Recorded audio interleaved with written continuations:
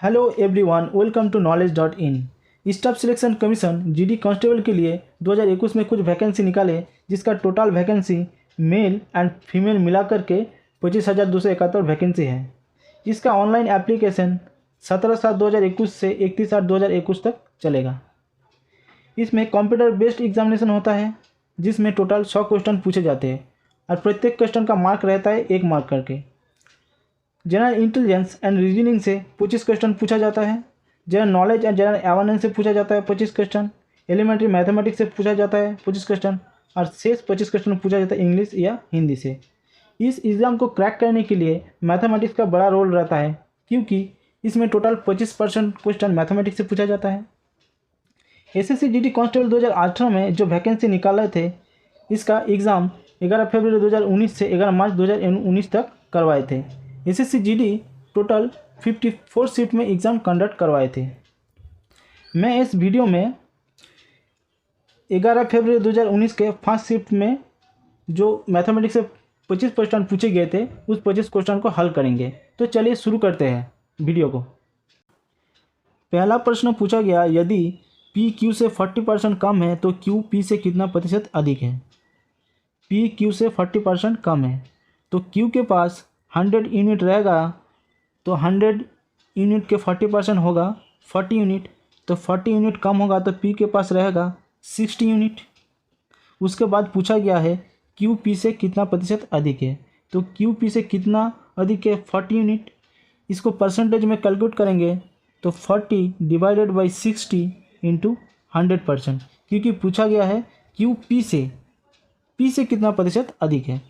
तो पी हो गया 60, 0 0 कटेंगे, 2 से कटेंगे तो 2 और नीचे रहेगा 3, 3 से 100 को कटेंगे तो रहेगा 33.33, 2 से इसको गुना करेंगे तो आ जाएगा 66.66%। तो मेरा आंसर आ जाएगा 2 नंबर। अगला प्रश्न पूछा गया है, ए अकेला 6 दिन में एक कार्य को पूरा कर सकता है और बी अकेला उसी कार्य को 8 दिन में पूरा कर सकता है, तो ए और बी दोनों मिलकर कितने दिन में उसी कार्य को पूरा कर सकता है। ए अकेला 6 दिन में पूरा कर सकता है और बी अकेला 8 दिन में पूरा कर सकता है। इसका एलसीएम हो जाएगा 24, तो इसका टोटल वर्क आ गया 24 यूनिट। तो ए का एफिशिएंट हो जाएगा 4 यूनिट और बी का एफिशिएंट आ जाएगा 3 यूनिट। उसके बाद क्या पूछा है, ए और बी दोनों मिलकर कितने दिन में उसी कार्य को पूरा करेगा, तो इसका दोनों मिलकर एफिशिएंट हो जाएगा 7 यूनिट और टोटल वर्क मेरा हो गया 24 यूनिट। तो 24 यूनिट 7 यूनिट से दर से काम करेगा, तो इसका टोटल डे आ जाएगा 24/7 यूनिट। आंसर हो जाएगा 4। अगला प्रश्न इस तरह से पूछा गया है, एक कमरे की लंबाई, चौड़ाई और ऊंचाई 21 मीटर, 12 मीटर और 16 मीटर है। उस कमरे में रखी जाने वाली सबसे बड़ी रड की लंबाई क्या होगी। मैं पहले एक 3D डायमेंशन से एक कमरा का पिक्चर ड्रॉ कर लेता हूँ, जिससे समझाने में आसानी हो।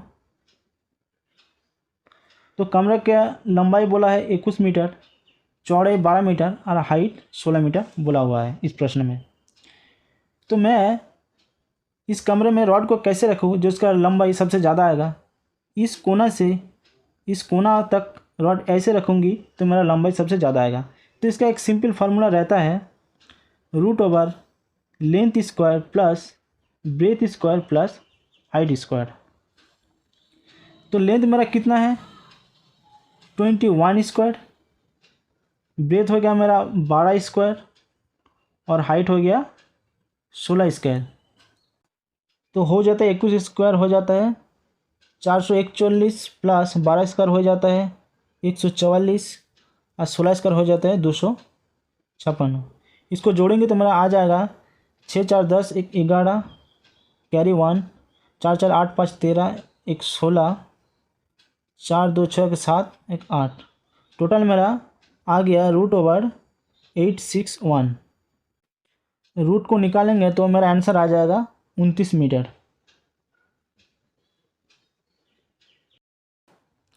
अगला प्रश्न सिंप्लीफिकेशन से है, जिसका रूल होता है भी BODMAS, BODMAS। B for vernacular, B for bracket, O for off, D for division, M for multiplication, A for addition, S for subtraction. इस सिंप्लीफिकेशन में भानी गुलाम तो है नहीं, तो सिर्फ बॉडमास का रूल अप्लाई होगा। तो पहले मैं ब्रैकेट सॉल्व कर लूँगा।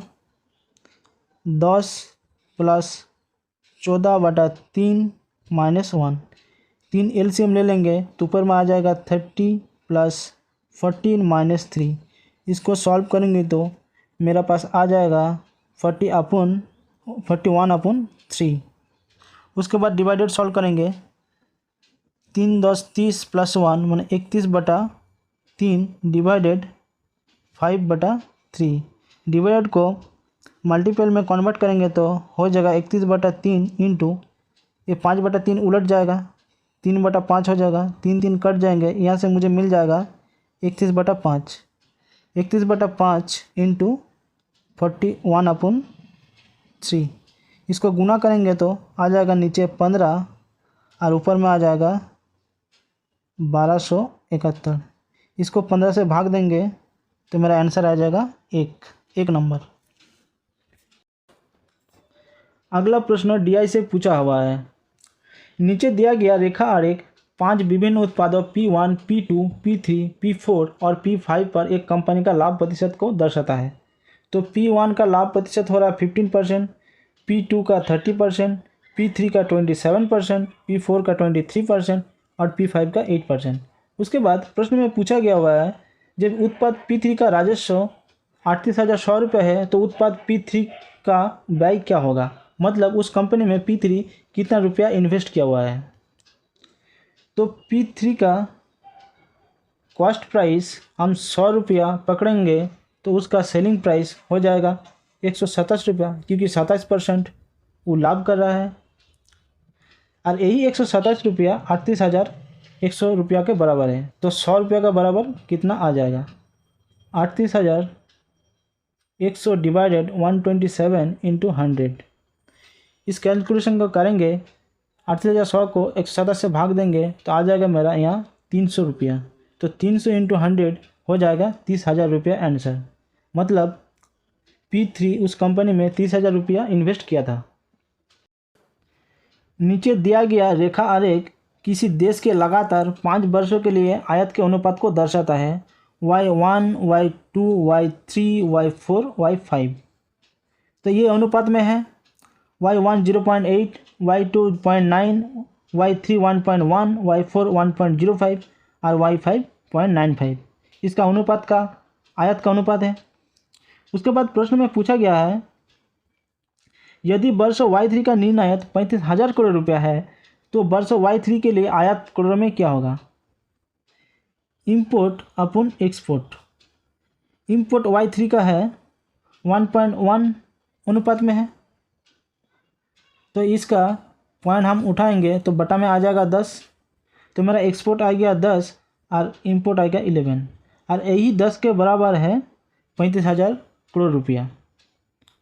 तो मेरा Y3 का आयात कितना आ जाएगा, 35,000 अपन 10 इंटू 11। 0 से 0 कटेंगे तो 35 इंटू 11 आ जाएगा 385 और 2 शून्य जुड़ जाएगा तो मेरा आंसर आ जाएगा 38500 रुपये। इस प्रश्नों को भी डीआई से पूछा गया है। नीचे दिए गए दंड आलेख में 7 प्रकार की विभिन्न मिठाई S1, S2, S3, S4, S5, S6, S7 को बनाने में उपयोग की गई चीनी की मात्रा को दर्शाया गया है, जिसे मिठाई की कुल वजन की प्रतिशत के रूप में दर्शाया गया है। अर्थात मिठाई S1 में उपयोग की गई चीनी की मात्रा 23% है। उसी तरह S2 का 32%, S3 का 16%, S4 का 18%, S5 का 22%, S6 का 25% और S7 का 19%। उसके बाद प्रश्न में पूछा गया हुआ है, मिठाई S4 का कुल वजन 150 किलोग्राम है तो मिठाई S4 में उपयोग की गई चीनी की मात्रा कितनी होगी। तो S4 में चीनी की मात्रा है 18%। तो S4 टोटल वजन हम पकड़ लेंगे 100 यूनिट है, तो 100 यूनिट का 18% हो जाएगा 18 यूनिट। यही 100 यूनिट 150 किलोग्राम के बराबर है। तो 18 यूनिट के बराबर कितना आ जाएगा, 150 डिवाइडेड बाय 100 इंटू 18, 0 0 कट जाएंगे, 15 को 5 से भाग करेंगे तो आएगा 3 और नीचे आ जाएगा 2, 18 का 2 से भाग देंगे तो आ गया 9, 3 इंटू 9 हो जाएगा 27, आंसर आ जाएगा 27 किलोग्राम। अगला प्रश्न 2 क्यूब इंटू 3⁵ और 3 क्यूब इंटू 5 स्क्वायर का महत्तम समावर्तक क्या होगा। मतलब HCF हाइस्ट कॉमन फैक्टर पूछा हुआ है। 2 क्यूब इंटू 3⁵ और 3 क्यूब इंटू 5 स्क्वायर, इसका हाइस्ट कॉमन फैक्टर क्या आ जाएगा 3 क्यूब, तो आंसर आ जाएगा 2 नंबर।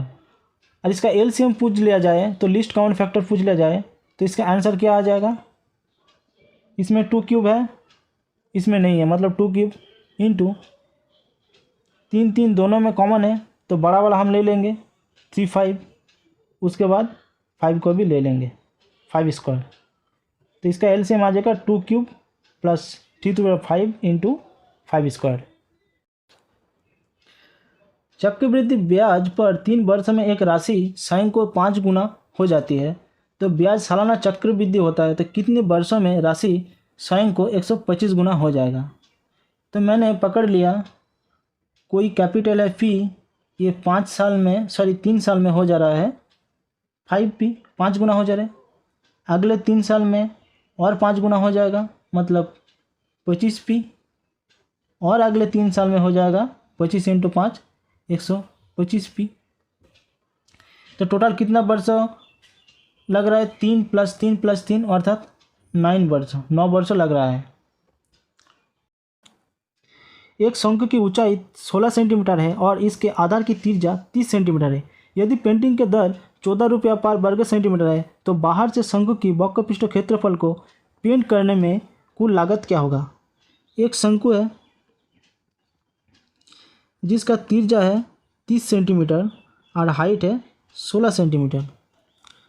शंकु का वक्र पृष्ठ और क्षेत्रफल निकालने के लिए मेरा फॉर्मूला यूज होता है πr/l। r तो 30 सेंटीमीटर है मगर l जो स्लैंट हाइट जो जिसको हिंदी में त्रिज्या की उच्चता बोलता है उसको हमको निकालना पड़ेगा। यहाँ पर एक राइट एंगल ट्रायंगल फॉर्म हो रहा है जिसका मतलब समकोण जिसका उच्चता है हाइट है 16 सेंटीमीटर और बेस है 30 सेंटीमीटर। ये त्रिज्या की उच्चता हम निकालेंगे पिथागोरस फार्मूला से। पिथागोरस फार्मूला बोलता है h² plus base square. h मेरा है 16 तो 16 इंटू 16 256 और 30 इंटू 30 900 आ गया, जोड़ के मेरा 1156। तो रूट निकालेंगे तो 34 सेंटीमीटर आ जाएगा। ये है स्लैंड हाइट 34 सेंटीमीटर। इसको थोड़ा क्लियर कर लेते हैं। इस फार्मूला में वैल्यू पुट कर देते हैं। पाई का वैल्यू आ जाता है 22/7 r30, एल हो गया मेरा 34। ये आ गया पृष्ठ क्षेत्रफल। उसके बाद पूछा है प्रश्न में पेंटिंग का दर 14 रुपया पर वर्ग सेंटीमीटर है, तो इसमें 14 गुना कर दे रहा है। 14 को 7 से भाग देंगे तो 2 आ जाएगा, तो 22 इंटू 30 इंटू 34 इंटू 2 इसको गुना करेंगे तो मेरा आंसर आ जाएगा 44,880 रुपया। यदि किसी वस्तु का क्रय मूल्य 220 रुपया है और लाभ 20% है तो वस्तु का विक्रय मूल्य क्या होगा। मैंने मान लिया CP 100 रुपया है तो 20% लाभ हो रहा है तो SP आ जाएगा 120 रुपया। क्रय मूल्य 220 रुपया तो CP 220 रुपये, ये 100 220 के बराबर है तो सेलिंग प्राइस अर्थात विक्रय मूल्य हो जाएगा कितना 220 डिवाइडेड बाई 100 इंटू 120। 0 0 कट गया, ये शून्य के साथ कट गया तो आ जाएगा 22 इंटू 12, 12 2 24, 24 का 4 कैरी 2, 12 2 24 और 2 26, 264 आंसर 264 रुपीज़। अगला प्रश्न पूछा गया है, एक राशि साधारण ब्याज पर 5 वर्ष में 10,650 रुपया और 6 वर्ष में 11,076 रुपया हो जाते हैं, तो राशि क्या है। मैंने मान लिया कोई राशि P है जो 5 वर्ष में हो गया है 10,650 रुपया, फिर और 1 वर्ष में मतलब 6 वर्ष में हो जा रहा है 11,076 रुपया। साधारण ब्याज में क्या होता है, हर साल अपना इंटरेस्ट जुड़ता है, मैंने कैपिटल में जो इंटरेस्ट लगता है वही जुड़ता रहता है। तो 1 वर्ष में इंटरेस्ट रेट कितना आ जाएगा, 11,076 माइनस 10,650, माइनस करेंगे तो 6, 5 2 7, 6 4 10, तो मेरा आ गया इंटरेस्ट 426 रुपया। एक वर्ष का इंटरेस्ट हो गया 426 रुपया, तो 5 वर्ष का इंटरेस्ट कितना आ जाएगा, into 5, 5 into 6 30, carry 3, 5 2 10, 10 3 13, carry 1, 5 4 5 20, 20 1 21, total मेरा 5 वर्ष में इंटरेस्ट आ गया 2130 रुपया। यहाँ से 2130 रुपया घटा देंगे तो मेरा आ जाएगा पूरा कैपिटल, माइनस करें तो 0 2 5 8, 8,520 रुपया आंसर जो 3 में है। यदि एक वर्ग के विकर्ण की लंबाई 10√2 सेंटीमीटर है तो वर्ग का क्षेत्रफल क्या है। वर्ग का बाहु ए होगा तो उसका विकर्ण होगा a√2 और उसका क्षेत्रफल का फॉर्मूला था a²। a√2 का मान दिया है 10√2, तो a आ जाएगा 10, तो a² हो जाएगा 10² अर्थात एरिया आ जाएगा 100 वर्ग सेंटीमीटर, जो आंसर 2 में है। राजेश 25 किलोमीटर घंटा की गति से अपने कार्यालय जाता है और 20 किलोमीटर घंटा की गति से अपने घर लौटता है। यदि उसे कुल 9 घंटे लगते हैं तो उसके कार्यालय और घर के मध्य दूरी क्या है। उसके घर और कार्यालय मान लिया डिस्टेंस d है। जब वो घर से कार्यालय जाता है तो 25 किलोमीटर गति से जाता है और जब वो लौटता है तो वो 20 किलोमीटर गति से लौटता है। उसका टोटल टाइम लगता है आने जाने में 9 घंटे। हम लोग को पता है distance equal to speed into time. मैंने मान लिया जब वो जा रहा है तब उसका टाइम लगा था 1 घंटा और जब वो आएगा तब उसका टाइम लगेगा 9 - 1 घंटा, क्योंकि टोटल उसका 9 घंटा लगता है। तो आने जाने में 9 घंटा लगता है, तो जाने में 1 घंटा और आने में 9 - 1 घंटा। तो डिस्टेंस कांस्टेंट है, हम डिस्टेंस को इक्वल कर देते हैं। जब जा रहा है तब S speed 25 into time x equal to जब आ रहा है 20 इंटू 9 - x, इसको सॉल्व करेंगे 25x equal to 800 180 minus 20x, ये 25 होगा। तो जब माइनस को इधर आएंगे -20x को इक्वल के इधर लाएंगे तब हो जाएगा 45x इक्वल टू 180। तो x इक्वल टू हो जाएगा 180 डिवाइडेड 45, 9 से कटेंगे तो 5 9 45, 9 20 180, फिर 5 से कटेंगे तो 4, मतलब x का मान आ गया 4। मतलब जाने का समय में उसका टाइम लगता है 4 घंटा, जाने का समय टाइम लगता है 4 घंटा। तो टोटल डिस्टेंस क्या हो जाएगा, डिस्टेंस स्पीड इनटू टाइम। तो जाने का समय उसका स्पीड था 25 और टाइम लगा 4 घंटा, 4 इंटू 25 100, तो टोटल उसका डिस्टेंस हो गया घर से कार्यालय तक 100 किलोमीटर। अगला प्रश्न अनुपात से है, U/V 4:7 और क्या है V/W, V/W हो रहा है 9:7, 9:7। तो ये वाला 7 इधर आ जाता है, 9 इधर आ जाता है। इसको हम गुना करेंगे 4 9 36, 7 9 63, 7 7 49। उसके बाद प्रश्न में पूछा गया है, यदि U 72 के बराबर है तो W का मान क्या होगा? तो U 36 72 के बराबर है, तो 72 36 से भाग करेंगे तो कितना आ रहा है? 2। तो इसी में W में भी 2 गुना हो जाएगा, तो 49 इंटू 2 कितना आ जाएगा? 9 2 18, कैरी 1, 4 2 8 9, 98 आंसर हो जाएगा 1 नंबर वाला। अगला प्रश्न, 22 छात्रों का समूह का औसत वजन 1 किलोग्राम बढ़ जाता है जब शिक्षक का वजन भी शामिल होता है। यदि 22 छात्रों का समूह का प्रारंभिक औसत वजन 31 किग्रा था तो शिक्षक का वजन क्या हो जाएगा? तो 22 छात्रों का औसत प्रारंभिक वजन हो गया 31 ग्राम, तो इन लोगों का टोटल वजन कितना हो जाता है? 682। उसके बाद बोला है जब शिक्षक जुड़ जाता है उस 22 छात्रों के समूह में तब उसका 1 किलोग्राम बढ़ जाता है। 1 किलोग्राम बढ़ जाता है मतलब उन लोगों का औसत वजन हो जाता है 32, और अभी जो ग्रुप में टोटल आदमी हो जाता है 22 प्लस शिक्षक अर्थात 23, तो 23 इंटू 22 32 कितना आ जाता है? 736। माइनस करेंगे तो कितना आ जाएगा? 4 8 5 13, तो 54, आंसर आ जाएगा 54। तो शिक्षक का वजन है 54 किलोग्राम। यदि 5 अवकर्ण A1 A2 A3 A4 और A5 का औसत n है, फिर 5 नए अवकर्ण A1 -100 A2 -100 A3 -100 A4 -100 और A5 -100 का औसत क्या होगा? हम ऐसे समझा सकते हैं A1 A2 और A3 इसका औसत n है, तो A1 -100 A2 -100 और A3 -100, इस हर ऑपरेशन में सेम 100 का माइनस हो रहा है, तो इसका औसत भी आ जाएगा n -100, आंसर हो जाएगा 2 नंबर।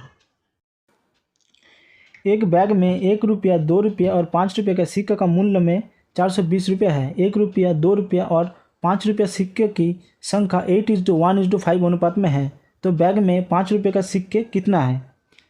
मेरा रुपया है 1 रुपया 2 रुपया और 5 रुपया, जिसका रेशियो है 8 रेशियो 1 रेशियो और 5 रेशियो। इसको हम गुना करेंगे तो 1 रुपया सिक्का में टोटल मेरा रुपया आ जाएगा 8x, 2 रुपया सिक्का में आ जाएगा टोटल रुपया 2x, और 5 रुपया सिक्का में टोटल मेरा रुपया आ जाएगा 25x, और इसको हम जोड़ेंगे तो 420 रुपये का बराबर आ जाएगा। तो मेरा 35x आ रहा है 420 रुपये के बराबर। x का मान आ जा रहा है 35 1 के 35 और कैरी 7 मेरा हो जाए 70, तो 35 दूसरा x का मान आ जा रहा है मेरा 12। तो 5 रुपया सिक्का का 5 रेशियो में हम गुना करेंगे तो आएगा 25x, तो 25 इंटू 12, इसका मान निकल गया 12, तो यहाँ आ जा रहा है 25 इंटू 12 300 रुपया, और 5 रुपये सिक्का का टोटल मेरा रुपया 300 रुपया। तो 300 रुपया को हम 5 रुपये सिक्का से भाग देंगे तो मेरा टोटल सिक्का का संख्या आ जाएगा, तो 5 6 30 अर्थात 60 मेरा सिक्का था 5 रुपया का। अनिल, दीपक और दिनेश एक साथ 35 दिन में एक कार्य को पूर्ण कर सकता है। अनिल और दिनेश एक साथ 60 दिन में उसी कार्य को पूर्ण कर सकता है। दीपक अकेले कितने दिन में उसी कार्य को पूर्ण करेगा? अनिल प्लस दीपक प्लस दिनेश एक कार्य को 35 दिन में कर सकता है, और अनिल प्लस दिनेश उसी कार्य को 60 दिन में कर सकता है। इसका LCM ले लेंगे 420, अर्थात टोटल कार्य यूनिट है 420। तो A मतलब अनिल दीपक का दिनेश का कार्य क्षमता आ जाएगा 12 यूनिट, और अनिल एवं दीपक का आ जाएगा कितना? 7 यूनिट। इन 3 लोगों से 2 लोगों का घटा देंगे, मतलब अनिल दीपक का दिनेश से अनिल दीपक को घटा देंगे तो बचा रहेगा सिर्फ दीपक, मतलब 12 से 7 यूनिट माइनस कर देंगे तो दीपक का यूनिट आ जाएगा कितना? आ जाएगा 5 यूनिट, और यही 5 यूनिट की दर से टोटल कार्ड जो 420 यूनिट को करता है, तो कितना दिन में करेंगे? 5 आटे 40, 4 5 20, अर्थात 84 दिन में ख़त्म कर देंगे दीपक। यदि सनु 20 मीटर पर सेकंड गति से एक कार चला रहा है तो कितने समय में सनु 936 किलोमीटर दूरी तय करेगा? हम लोग को पता है distance equal to speed into time. Distance है 936 किलोमीटर, स्पीड 20 मीटर पर सेकंड, 20 मीटर पर सेकंड, इसको किलोमीटर घंटा में कन्वर्ट करना पड़ेगा क्योंकि डिस्टेंस मेरा किलोमीटर में है, तो इसको 18×5 20 इंटू 18×5 से गुना करना पड़ेगा। तो 4 5 20, 4 8 72, तो मेरा 72 किलोमीटर पर घंटा इंटू टाइम, तो मेरा टाइम आ जाएगा 936/72। 936 को 72 से भाग देंगे तो मेरा आ जाएगा 13, तो आंसर आ जाएगा 13 घंटा। इस सिंप्लीफिकेशन को करेंगे तो मेरा बॉड मास रूल अप्लाई होगा। बॉड मास, पहले ब्रैकेट का सॉल्व कर लेते हैं। तो 4 3 12 का 13 4 प्लस 6 माइनस 4 डिवाइडेड बाई 2, तो यहाँ से काटेंगे तो 2 आ जाएगा। यहाँ से एलसीएम ले जाएंगे 4, तो 13 ऊपर में 4 6 24, 4 6 24 माइनस 4 2 8। यहाँ से सॉल्व करेंगे तो इसका आ जाएगा 29/4। 29/4 मैंने 5 2 10, 11/2 माइनस 29/4। इसका एलसीएम आ जाएगा 4, 11 2 22 माइनस 29, माइनस में आ जाएगा आंसर 7/4। आंसर हो जाएगा 4 नंबर। दो वस्तु का कीमत क्रमशः 3:2 के अनुपात में है। पहले वस्तु का कीमत में 40% का वृद्धि हुई है और दूसरी वस्तु का कीमत में X% की कमी हुई है। यदि दो वस्तु का कीमत का नया अनुपात क्रमशः 7:3 है तो X का मान क्या होगा? 3:2 अनुपात में है। हम इसको कैलकुलेशन इजी करने के लिए 100 गुना कर दे रहे दोनों में, तो पहला संख्या आ जाएगा 300 और दूसरा संख्या आ जाएगा 200। कीमत में 40% का वृद्धि हो रहा, 100 का 40% हो जा रहा 40%, मतलब 300 का हो जा रहा 120। 120 रुपये जुड़ जा रहा, तो मेरा टोटल आ रहा 0.2 420 रुपया। इसका नया अनुपात बोल रहा है 7:3 अनुपात में हो रहा है। 420 को 7 से भाग देंगे तो मेरा आ जाएगा कितना? 60, अर्थात 3 को इसमें भी 60 गुना करना पड़ेगा, तब आ जाएगा मेरा कितना? 180। तो मेरा माइनस कितना घट गया? 20 रुपया घट गया। प्रश्न में बोला है जो दूसरे वस्तु की कीमत में X% की कमी है, तो X% की कमी हुई है, यही X% 20 के बराबर है। तो इस प्रश्न का आंसर आ जाएगा 1 नंबर 20% की कमी हुई है। एक गेंदबाज ने लगातार 15 मैचों में 0 3 2 1 5 3 4 5 5 2 2 0 0 1 और 2 विकेट लिए हैं, तो दी गई जानकारी का बहुलक क्या है? बहुलक मतलब क्या जानते हैं? Mod, MODE। मॉड हम लोग कैसे निकालते हैं? जो संख्या सीरीज में जो ज़्यादा बार यूज़ किया हुआ है वही संख्या को हम मॉड लेते हैं। तो ज़्यादा बार कौन सा संख्या यूज़ किया हुआ है? 0 कितना बार यूज़ हुआ है? 0 यूज़ हुआ है 3 बार।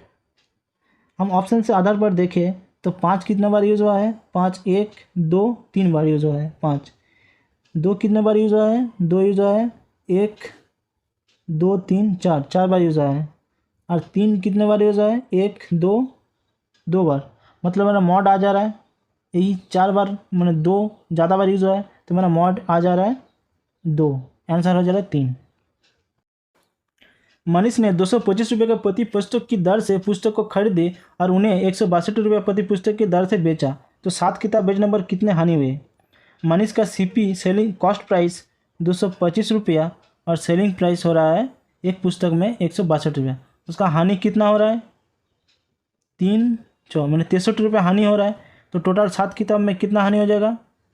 7 3 21 कैरी 2 7 4 42 44, और तो टोटल 7 किताब में उसका टोटल हानि हो रहा है 441 रुपया।